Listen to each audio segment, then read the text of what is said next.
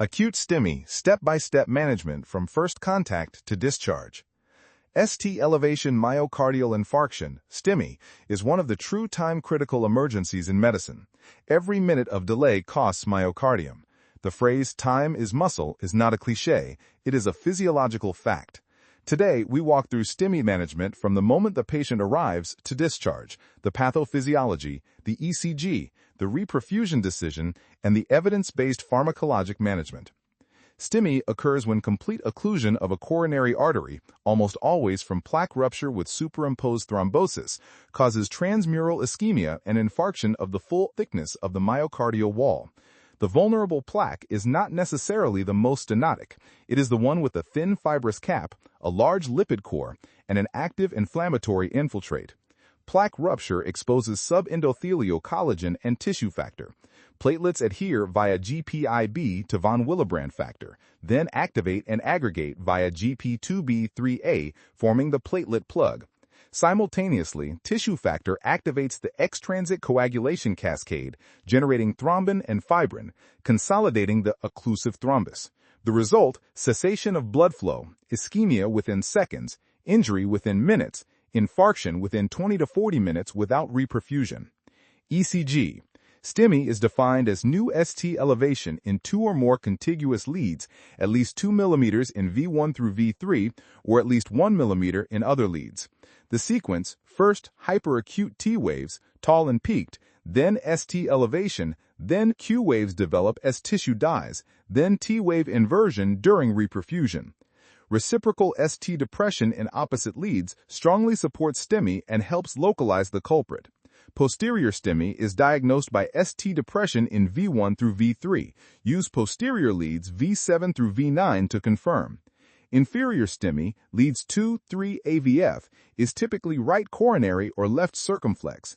Always obtain right-sided leads V3R and V4R to assess right ventricular infarction, which occurs in 30 to 50% of inferior STEMIs, and changes management.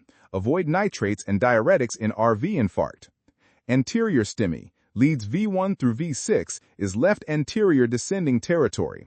Lateral STEMI, I, AVL, V5, V6, left circumflex. The larger the territory, the greater the hemodynamic consequence. Anterior STEMI carries the highest mortality. Reperfusion is the cornerstone of STEMI management. Restore flow as fast as possible.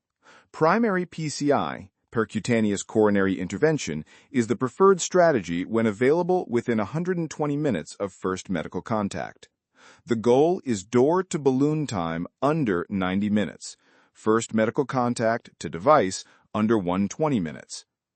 In PCI-capable centers, target door-to-balloon under 90 minutes. Fibrinolysis, thrombolytics, is used when PCI cannot be performed within 120 minutes. Give within 12 hours of symptom onset. Alteplase, tenecteplase, or retaplase. Absolute contraindications: prior hemorrhagic stroke ever, ischemic stroke within 3 months, active bleeding, suspected aortic dissection, severe uncontrolled hypertension.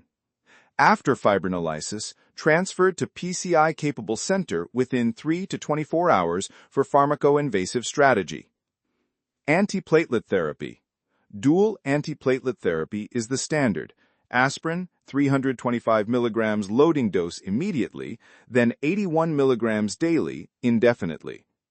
Add a P2Y12 inhibitor, ticagrelor, 180 mg loading dose preferred, or prasugrel, 60 mg if PCI planned. Clopidogrel, 600 mg, is an alternative when ticagrelor and prasugrel are contraindicated. Continue dual antiplatelet for 12 months minimum after drug-eluting stent. GP2B3A inhibitors, eptifibatide, tirofiban, used adjunctively in high thrombus burden or bailout situations during PCI. Anticoagulation. Unfractionated heparin IV during PCI, or bivaluridine as an alternative with lower bleeding risk. Enoxaparin if fibrinolysis strategy. Additional pharmacotherapy. High-intensity statin immediately. Atorvastatin 80 mg or rosuvastatin 40 mg. Beta blocker within 24 hours if no contraindications. Carvedilol or metoprolol succinate. Reduces infarct extension, arrhythmias, and long-term mortality. ACE inhibitor or ARB within 24 hours for all STEMI. Reduces ventricular remodeling. Start within hours, especially in anterior STEMI. Nitroglycerin for ongoing pain, but avoid in RV infarct or if systolic BP below 90. Morphine has fallen out of favor. It delays absorption of oral antiplatelets. Mechanical complications to watch for. Free wall rupture, usually 3 to 7 days post-MI, sudden hemodynamic collapse. Ventricular septal defect, new harsh hollow systolic murmur, step up in O2 saturation from RA to RV. Papillary muscle rupture, acute mitral regurgitation, flash pulmonary edema. All require urgent surgical intervention. Subscribe to Medical Sciences Unfolded for daily clinical medicine deep dives.